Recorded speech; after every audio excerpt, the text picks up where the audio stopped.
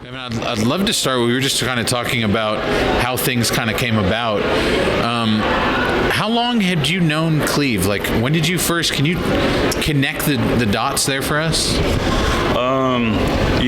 Years before I ever even started learning animation, I saw Cleve around Birmingham, Alabama, where I grew up. And I was amazed by this guy, this upright bass player, who to me was like a Jimi Hendrix on upright bass in the town that I grew up in. And I kept asking myself, why do more people in Birmingham, Alabama, where I grew up, not know about this guy? And he's done some incredible things, and he's just amazing. I was just blown away by seeing him live. To me, like I said, he had a Jimi Hendrix aura to him when he played. When he soloed, you could just see there was something different about him.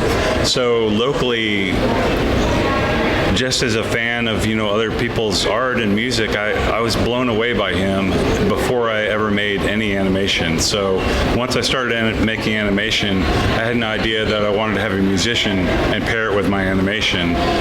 And the first person I thought of was Cleve. How'd you get started in animation? It was a childhood dream, but I forgot about it for a while because it started to get to the point in high school where you got to have a portfolio and you got to have good grades and get accepted with your portfolio to an expensive art school, and I never went through all those things. And eventually I got older and I said, you know what, screw it, I'm going to teach myself. So I went to YouTube and I put in effort like a crazy person for years. I worked on I don't know if I answered the question fully before, but you asked what year I met Cleve. That's probably like 2016 or 17 that I met him, and I spent years on that. And I could have done a much quicker film, but I felt like I knew how much effort he put into his bass and his playing that I felt like I had to put a crazy effort to be worthy of that.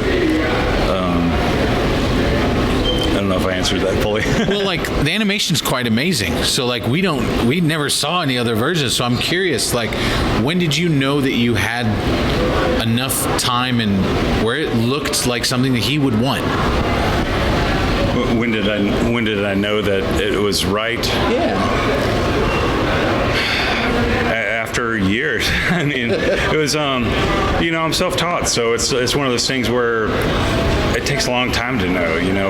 Nobody told me. I didn't have a film school teacher who said, do this, this, and this, and you'll feel this, you'll see this. A lot of it was trial and error. There's a lot of error, and the error is part of the learning process for me, for sure. And for me, it's a subjective versus objective thing is how I learn. About 6 months after I make a little animated segment, or even 3 months, a little time goes by, I have more objectivity about it. And while making this, I kept looking back at what I made and correcting it and say, that's not good enough. And finding little pieces where I thought, that has a little magic to it. I like that. And building off that. And then, okay, I like this segment. I like this 5 seconds, feels right. And the same thing with Cleve's music, his solos and these little pockets are like, that's like perfection. And I never, view or intend to achieve perfection or in my own art. I don't think you can, but it's just seeing the things that I liked in my own work and seeing the things I didn't like and weeding the things I didn't like out of my own work. And it took years. I spent years on this project and it taught me so much. And part of that process in the early years, Cleve was part of that because he actually saw some of the animation. And that, to me, he was my most important audience. And there's a running scene in there where he's running towards the camera, and that was his favorite scene. And and he and I talked about some of the scenes, and it's that was part of it too. His favorite things and hearing audience reactions and coming to film festivals like this informs me a lot. I'm not trying to please every person that comes to see something, but you can hear a reaction to people, and you understand more about your own work. And that's a long-winded, yeah. Did you think, I laughed throughout your whole piece, that laughter, how cool is that to hear it from your perspective? Because you guys, were you sitting in the back, right? Correct. Yeah. Thank you for saying that. Yeah. That is huge for me. And it's funny because every screening I go to, I don't know how they're going to react or when the laughter is going to end. And it's strange because almost every screening I hear laughter reactions at different places that I almost didn't expect. But that really like sort of pleases me because the little nuances maybe that I spent time on, forgot about, people react to, and that means a lot to me, that people react to those details that maybe I forgot about even. So yeah. That's so cool. I'm going to ask about a couple of those details. Where does the inspiration for the alien designs, and especially their hands as like teeth that still pull, where did that come from? Oh man, that is the inspiration from that comes from my childhood. It just, I had such a fascination for Saturday morning cartoons and aliens. And growing up, I always felt like an outsider. I felt like a weirdo, an outcast. And I always had this fascination with aliens, Like I felt like an alien growing up. And, but as you get older, you realize there's other aliens too. We're all kind of weird. We're all a little strange, and we can all find that in each other if we try. So I think there's probably a metaphor in that for me, but so it goes back to my early appreciation of weird animation as a child, and just a metaphor. Can you talk about bringing Mike into this, his influence, his design, and just about, this is a whole different, bigger project, I feel like, when you bring that extra added oomph, because that's what it is. Yeah, for sure. While Cleve was still alive, Mike had agreed to do it. Cleve knew that. They both had mutual respect. I put a compilation of Mike's music together for Cleve. That was the most important thing. If I was going to add somebody, Cleve had to approve. And I was hopeful that Cleve would, dig his stuff too.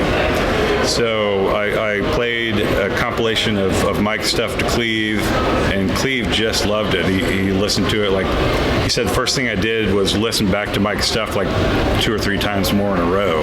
He just loved it because Mike, like him, had a love for bass, and put the time and the heart into it.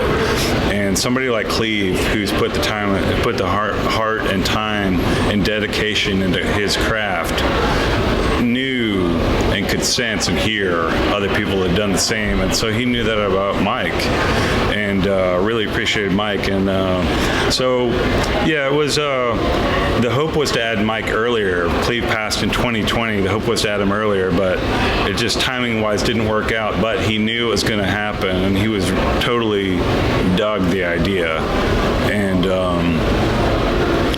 so to bring that to fruition and to full circle and actually have that completed was just, to me, it was because Mike, I respect him so much too on so many levels, as a bass player, as a person, as well as Cleve, to add Mike to that, to me, was a validation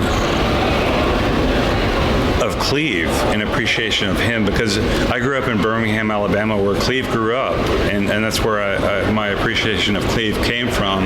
But I never felt like Cleve was fully appreciated there as much as he should be, maybe even. Or, jazz music's not remembered often in today's society, but someone like Mike knows and appreciates that. So to add him to the project really shows, I think my hope was to show to other people, this is a badass dude, and check out Cleve Eaton. I love it. I'm curious, getting to show this outside of Alabama, what's that been like? And these audiences that get it, like the moment from the very first beat, it's like, this is going to be something interesting and fun. Like, I love, we were talking earlier about the program. When yours came on, it was like, oh shit, everyone's alive now.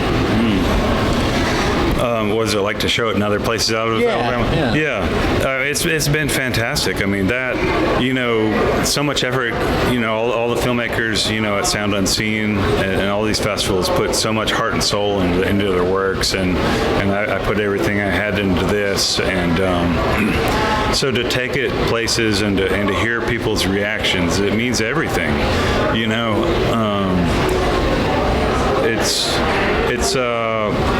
Every screen is different. You know, the screen and the picture, the sound, the audience is different. So you really don't know. It's almost like a live band. Like these guys that did the soundtrack to my animation are used to playing around the world and getting different reactions live. You know, my animation, when I first started making animation, I thought this is going to come off the same way to everybody. It's the same animation. It's a digital file. It's going to look the same to every audience. They're going to be like, well, it's the same thing. You know, in different cities, I thought they would react the same almost. But I realized that, you know, a room, a picture, a sound, and every person in that audience is different. So as you find different screenings, it's a discovery process for the filmmaker to see how different people react in different areas of the country, and it's been so positive, and it's encouraged me to move forward. You know, it's helped me build confidence, and with what I do, and Sound Unseen has been great with that. How can people find out more about this project, about future projects, anything you can kind of let us know how to find more? Just social media right now, just Instagram, Big Beard Cartoons, and Twitter and Facebook, just Kevin A. Webb. Well, Kevin, it was a pleasure to see your film. It's a pleasure for you to be here for us. So thank you so much. Thank you.